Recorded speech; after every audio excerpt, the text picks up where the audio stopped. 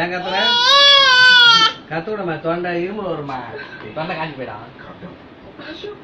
ஸ்லோவாக கத்தும். அம்மா அப்படி கூப்பிடு. அம்மா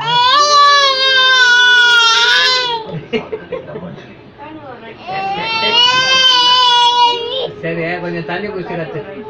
தண்ணி குடிச்சிட்டு அப்புறமா கத்து. தொண்டை காஞ்சி போயிடும்.